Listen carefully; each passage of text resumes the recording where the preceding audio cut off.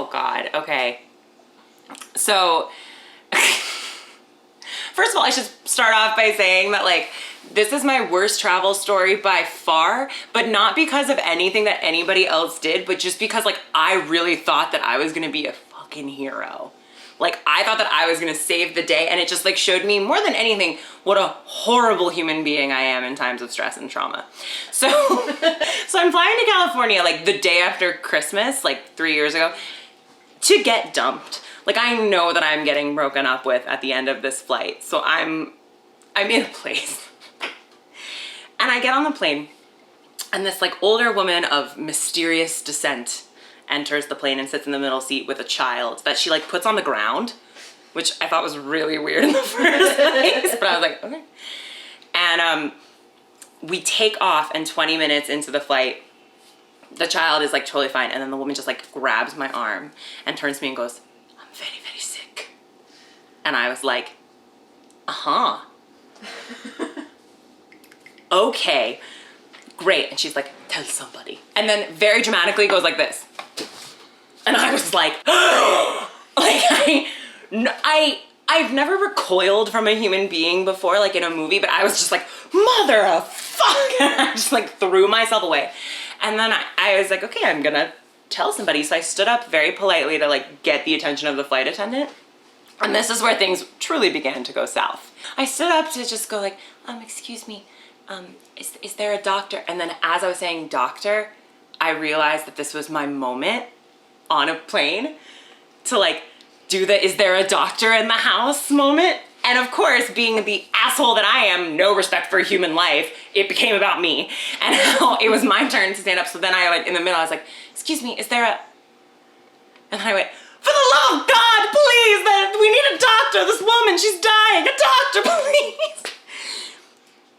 And immediately everybody paid attention to me, and I was like, great, wonderful, this is perfect. There was a doctor, there's a pediatrician who was like a total badass, and like a foot doctor who also clearly thought this was his moment to shine, because he jumped up and ran to her like a crazy person.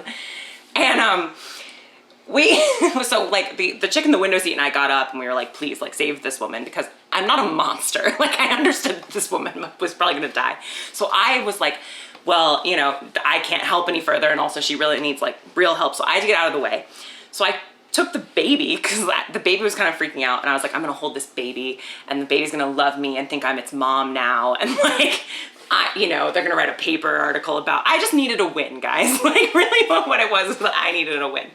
The baby hated me, because it could tell that I was a horrible monster person in this moment.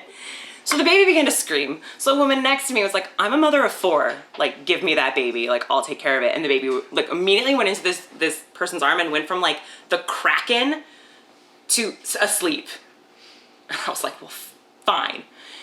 So, so I ended up with the other chick who was in the window, like hanging out with the flight attendants while this woman was taking care of. Turns out, by the way, just that nobody thinks I'm a horrible person who like doesn't care that this woman almost died.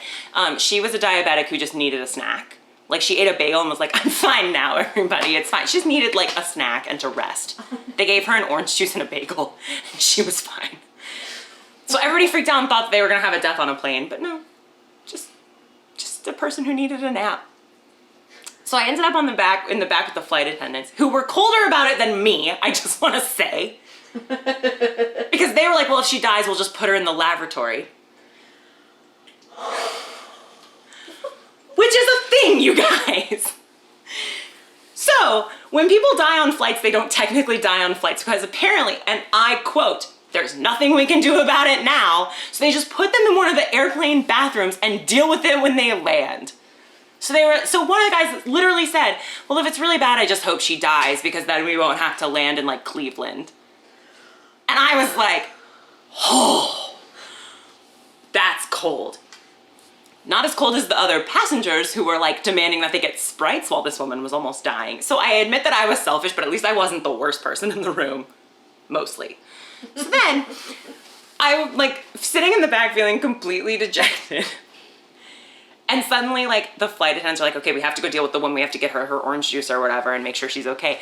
So then all these people came back and started complaining about needing Diet Cokes. So I just like opened the thing and started giving people sodas and snacks.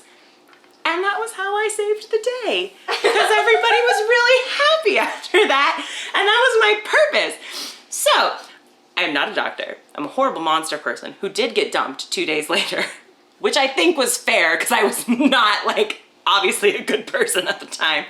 Could not save a child. Really not that concerned with another human's life.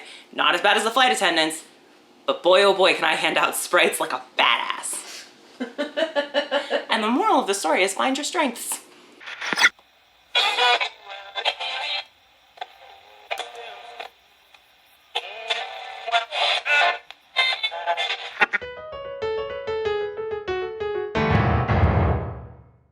She was like, I'm fine now. Like, she literally like came back to see us and was like, I'm fine, you guys. False alarm. I was like, fuck you, ma'am. You scared everyone on this plane, especially the foot doctor. And like,